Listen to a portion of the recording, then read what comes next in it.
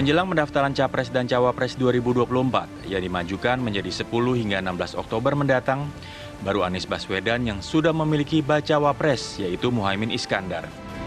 Sementara dua bakal calon presiden lainnya, yaitu Prabowo Subianto dan Ganjar Pranowo, belum menentukan siapa cawapres mereka. Melihat fakta tersebut, Wakil Ketua Umum Partai Kebangkitan Bangsa Jazilul Fawait menilai jika Pilpres 2024 masih ada kemungkinan diikuti oleh dua poros saja. Pasalnya baru satu poros yang sudah menggelar deklarasi Capres-Cawapres. Poros pertama adalah pasangan Anies Baswedan Muhaimin Iskandar yang diusung Partai Nasdem, PKB dan PKS yang tergabung dalam Koalisi Perubahan untuk Persatuan. Sedangkan poros PDI Perjuangan dan Koalisi Indonesia Maju yang dimotori Partai Gerindra, meski sudah memenuhi presidensial threshold, namun keduanya belum menentukan siapa bacawa pres mereka. Jika benar, hanya akan ada dua poros kekuatan di Pilpres 2024, poros manakah yang mungkin akan mengemuka?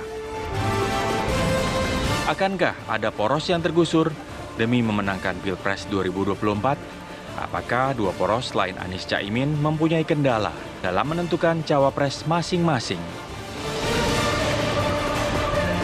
Tim TV One mengabarkan.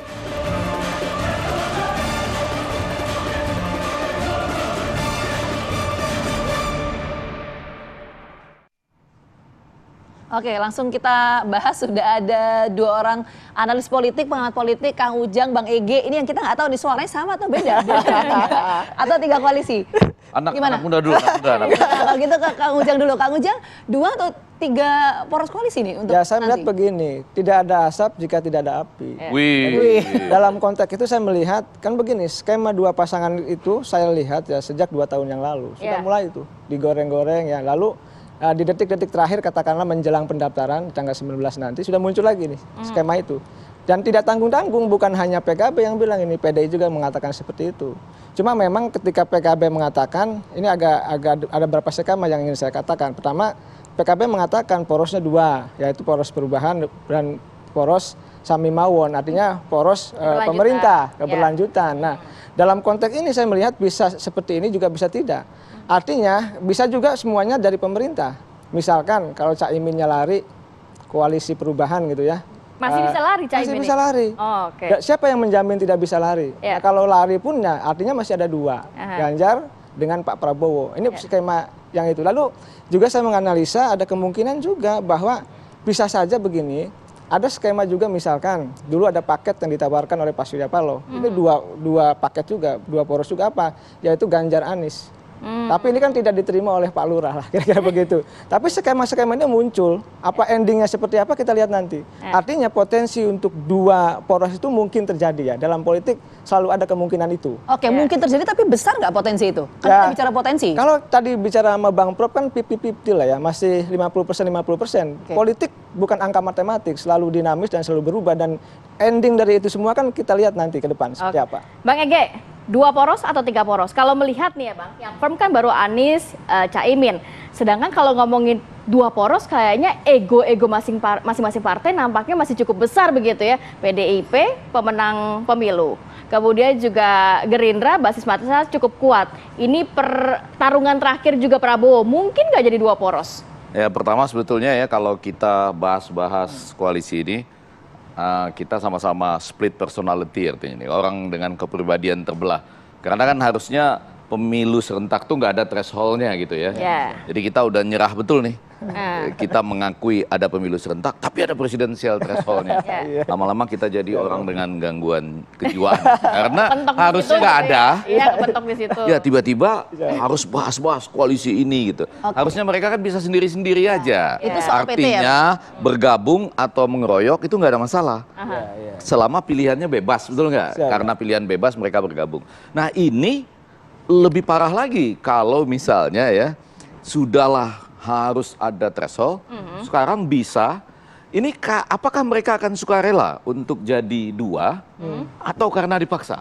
Kayaknya kalau sukarela nggak mungkin deh. Nah itu yang menarik. Kayaknya ya. Karena itu kita mulai mengumpul-ngumpulkan ya. Jadi ada beberapa partai yang sudah mengatakan alasannya seperti itu.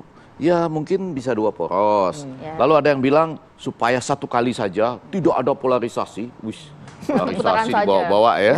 Padahal semuanya sudah all president men sekarang. Gitu, ya.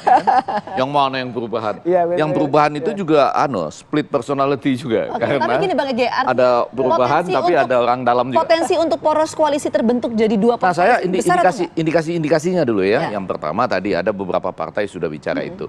Yang kedua, ada fakta bahwa KPU itu dananya cuma cukup buat 1 putaran. Oh, Tapi besoknya ditanggapi oleh Bapak Presiden, 1 putaran bisa. Untuk 2 putaran kita juga siap katanya. Cuma Jadi kebayang- soal dana nggak ada masalah lah ya. Ya, nggak ada masalah. Nah, sekarang ada beberapa isu lain. Nah, yang menarik itu 2 mungkin yang kita harus diskusikan. Apa tuh? Anak muda harusnya lebih lincah nih dapat Tunggu arahan Bang informasinya. Ege ke anak muda. Yang pertama itu yaitu saya pernah live di sebuah stasiun televisi, Ya. lalu ada tokoh politik sangat senior, masih aktif, dapat telepon dari sebuah institusi, dia bilang gini, waduh, ada yang kasih informasi sama saya katanya bahwa ada 1 baca pres berarti lagi ngurus 2 SKCK. Kok bisa? 1 sebagai capres, Ya. 1 lagi sebagai cawapres. Loh, saya bilang ini seru juga nih kalau betul informasinya. Tapi dia teleponan serius sekali. Nah, yang kedua, ini tadi nih elemen pengejutnya adalah kan data informasi intelijen semua sudah ada nih. Iya. Arah-arah Betul ya? politik kemana sudah tahu. Dan nggak ada masalah, semua data intelijen boleh digunakan oleh single user atau Ya. single client, Presiden. yaitu Bapak Presiden. Iya. Oke. Yang menarik kemudian di luar sana muncul lagi kalimat-kalimat seperti ini. Kan yang satu itu data-data kelemahannya dalam mengelola keuangan negara sudah kita punya. Oke. Tinggal dipencet dia jadi bacawa pres. Oke, nah Bang Jadi Ege, iya. indikasi-indikasi gini Oke. kan menjadi menarik nih. Ini dengar sana sini ya, walaupun jiwa raga kita tentu Oke, saja Bang Ege, tidak ini ada presiden. Waktu kita kan terbatas Ya. sebelum closing, Ya. singkat saja. Berarti artinya potensi untuk 2 poros koalisi itu besar kemungkinan. Kalau menurut Bang Ege, singkat sebelum closing. Sampai saat ini menurut saya masih 50-50. Jawabannya sama, ya. Tapi dia yang Sama ya, benar. 50-50 ya. Dia jawabannya yang benar. Enggak lah, Tergantung Pak Lurah. Padahal presiden bukan Pak Lurah ya. Ini Pak Lurah yang lain berarti. Itu katanya Kang Ujang sama Bang Ege tergantung dari Pak Lurah. Tapi nanti pertanyaan saya berikutnya adalah kenapa kemudian statement soal pembentukan poros koalisi, 2 poros koalisi ini harus disampaikan oleh PKB? Jawabannya nanti ya, kita jeda dulu. Apakah Baru Siapa Pagi akan mulai hadir saat lagi untuk Anda tetap bersama kami.